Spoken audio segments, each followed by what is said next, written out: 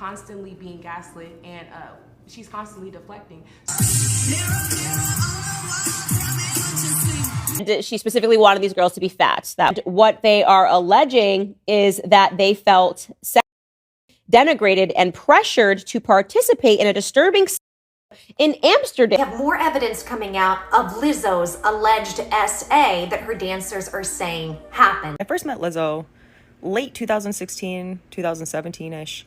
She and my boyfriend were co-hosting a show on MTV called Wonderland, because it wasn't just like, oh, I broke up with my boyfriend. It was like, oh, I broke up with my boyfriend and he left me for a person who wasn't very nice to me and turned out to be, like, after the fact, after we broke up, she became a Grammy award-winning celebrity and everybody in the world loves her, and her message is like love and light and positivity.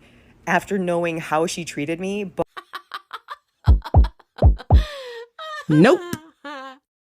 We got another Lizzo story. Let's talk about it. I came across a clip on my For You page of an independent artist. Her name is Elle. She was talking about how she auditioned to be on Lizzo's Watch Out for the Big Girls season 1. She further talks about how Lizzo allegedly stole 2 of her concepts. Elle goes into detail as to what's required. Videos of them dancing, also telling their story, and that's just for her to get to the first round. Elle then explains for her and the others to continue to the second round, they have to sign an agreement. Upon getting the agreement, I read through it with my family. I have some lawyers in my family, and they highly advised that I do not sign that agreement. Basically wanted to own you, it wanted to have your life story for eternity, wanted to own the rights of anything that you put out, etc., etc. And I'm an independent music artist, so I was highly advised not to sign it. So since she didn't sign the agreement, she was not moved to the next round. But this is where it gets interesting. Roll the clip. I sent 2 of my music videos. One's called Better With You, and one is for my song called Paint Me. And they're both original works of mine. So in this clip from my video, Better With You, I'm in a detention classroom, and I turned this classroom into a disco. We're in the 1970s here, yes. We got the disco ball, I got my dancers behind me. When Lizzo drops About Damn Time, we are in a classroom. This is April 2022. Chalkboard that she turns into a disco. And of course, she has a way bigger budget than me. Here she is with her dancers doing their thing. So you're probably thinking, okay, and that's just a coincidence, right? But hold on. This is my body positive song, Paint Me, from 2020. It's inspired by Titanic, and it's about your body being a beautiful work of art, especially when it's naked. And I projected all of these paintings onto my body to show that. And Lizzo dropped Naked in 2022 on her new album, and when she performs it live on tour, she wears a nude bodysuit and projects paintings onto her body. Our songs also have very similar concepts and meanings. It's like they're in different fonts. Yeah, it didn't happen once, it happened twice. Twice, girl. I'm telling you, this entertainment industry, it has to be a sticky situation, because y'all let me know in the comments how you feel about this situation. And I just know more people will be coming forward. I just feel it. This is Charlene Quigley. She is the dance captain at the center of the allegations against Lizzo. And y'all, we've heard about this girl before a few years back. Do y'all remember back in 2016 when one of Rihanna's dancers went missing? This is her. This is the same woman. I'm shook right now putting these two together. She ended up being found physically okay, but there was a mental health crisis that had something to do with this entire thing. When she went missing, she had texted a friend writing, "I'm spending time with God, my father. I don't have time to deal with this right now." The last place that she was seen was shopping for a wedding dress, and she was not engaged at the time. Leading up to her disappearance at the time, she would text friends, stuff like, "Get ready, it's about to happen, and I'm going to need you to sub for me." It was stated that she is very religious, and lately she has seemed, quote, euphoric. To me, that sounds like a major manic episode. Somebody had recognized her from a poster and called 911, and it found out to be her. She originally gave the police a name that was not hers, and she was taken to a mental health facility. She then came back on the scene in the industry, engaged to Taylor Parks, which is a singer and a woman. Obviously, the marriage never happened because in the lawsuit now here, present day, she is preaching about premarital sex, etc., etc. So I don't know what happened between these two. I would love to hear from Taylor. Now, Charlene is well known in the industry. I will say that. She's worked for Beyonce, Rihanna, and many others. She has also responded to these allegations in the worst possible way. She first started with an extremely condescending video right when the allegations came out. I'll play that. You're going through, even if you don't love him, he loves you.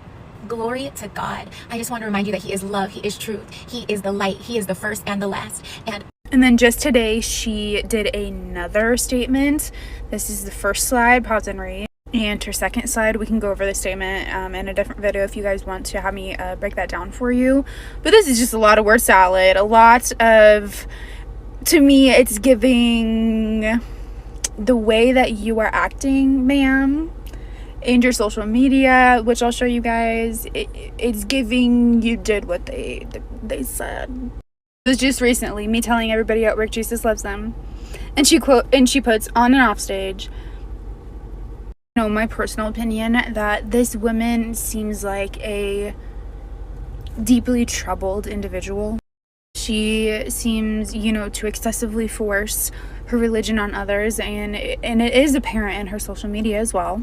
And let me be clear that everybody has the right to celebrate the freedom of religion in the workplace and anywhere else, but everybody around you also has the right to not have that be a part of their workplace. And especially as the dance captain, she holds a place of power on this team to push anything on anybody, and that is exactly why she is in trouble. You gotta be one creative person to just up and lie like. She's talking about the whole Lizzo allegations thing and what's going on right now, and she synthesizes it very well, so please go back and watch her whole video. The thing that I wanted to add is more so the idea of how does someone go about doing this? Like, especially this year, we have had a consistent thing going on where a lot of celebrities and a lot of well-known people have had allegations come out of them, and a lot of them have been true, or those celebrities have handled them in an awful way. Prime example is Colleen Ballinger. But I guess what I'm more looking for is the curtain to pull back to find Oz behind the machine, because I don't understand why you would do these to your dancers. Like, is it a power trip? Is it a fetish thing? Is it something else that you've got going on? What is the purpose for this? But then to have music and a personality that goes outward, that's about spreading positivity and that type of nature. People will be people, but how does it get to that? We have more evidence coming out of Lizzo's alleged SA that her dancers are saying happened. She fat shamed, that created a hostile environment, and one of the big things that Lizzo hasn't commented yet is they're claiming some SA, or at least S harassment.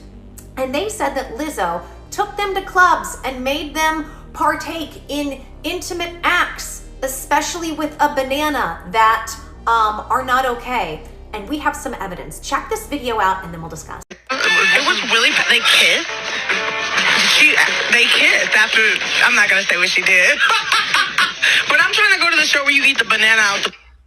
Which one is that?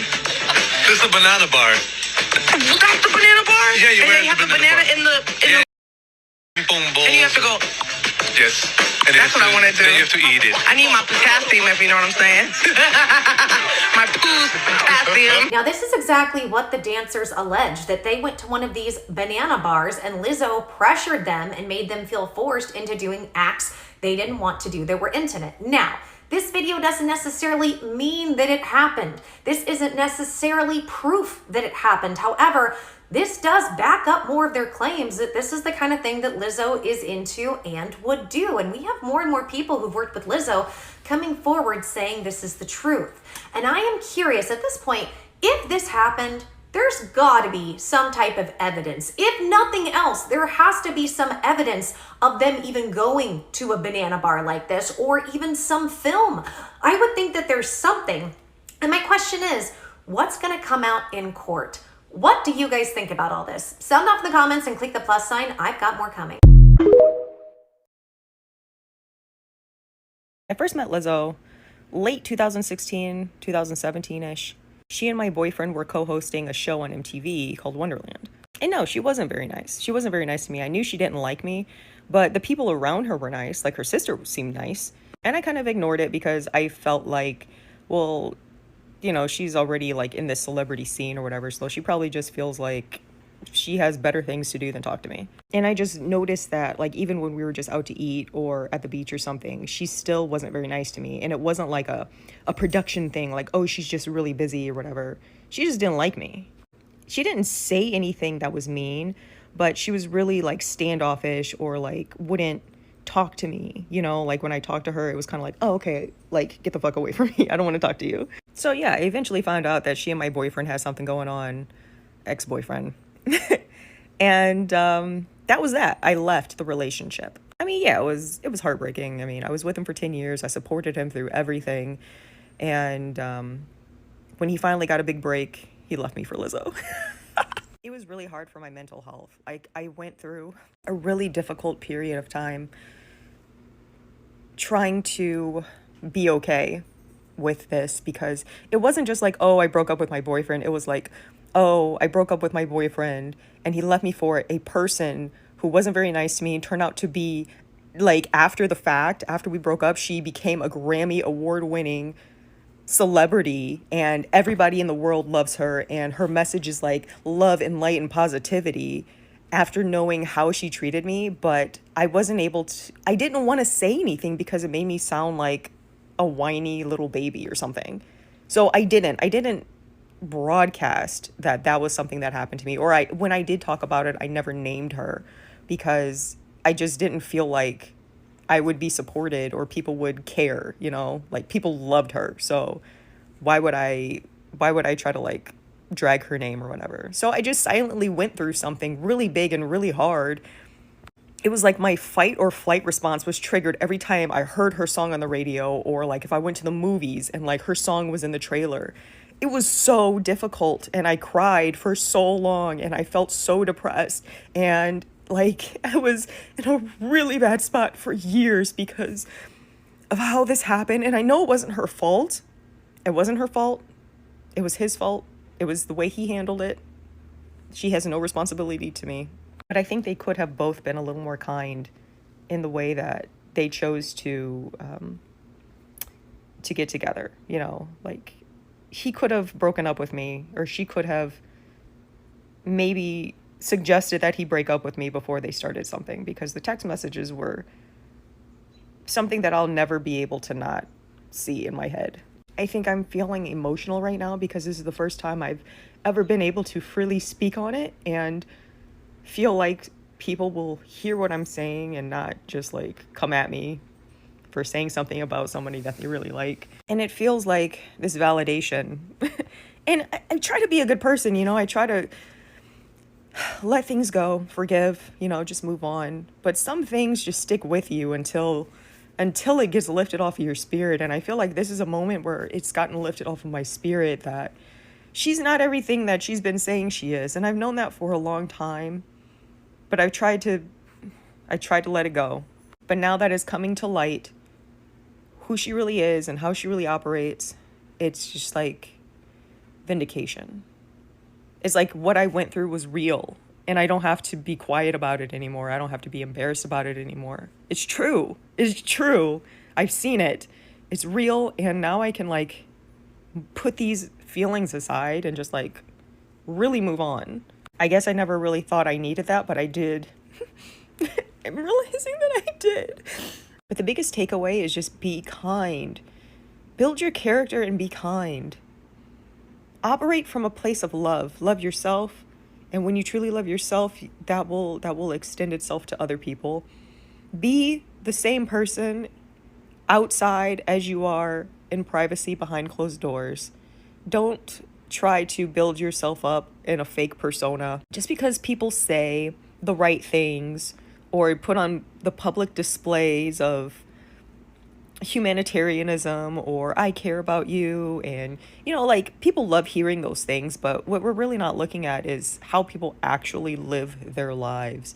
And it's okay to get those motivational moments or those inspirational messages from people. Take the message, apply it to yourself.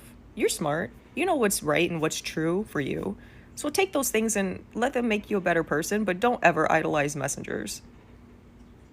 Do not ever idolize messengers. You do it for yourself. You figure those things out for yourself. You set your course. You set your path. You do the things that you believe in, and don't think that just because someone else is saying it that they're better than you or anything like that. We're all human. Don't forget that. Like the world just don't let me back. Singer Lizzo is in tears. Lizzo is being sued by her ex-dancers for fat shaming and multiple other serious allegations. I wasn't gonna make a video about this, but here we go. So the beautiful young singer we all know as Lizzo, who is known for embracing body positivity, is being sued for allegedly weight shaming her backup dancers and other big allegations as well that I cannot discuss on here. Lizzo came out with a statement a couple days after the allegations stating that, basically saying that the allegations are false and that she would never come out body shaming anyone. There's more, but you can go to her Instagram for that. Multiple dancers, by the way, guys, multiple dancers came out with the same allegations against Lizzo.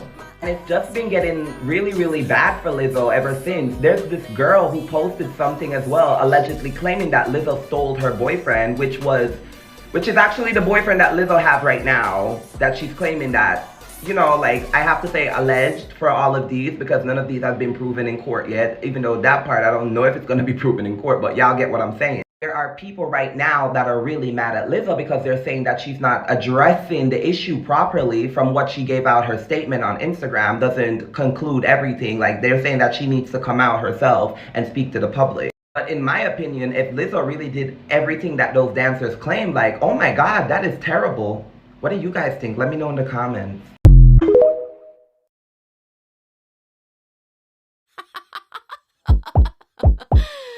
Nope.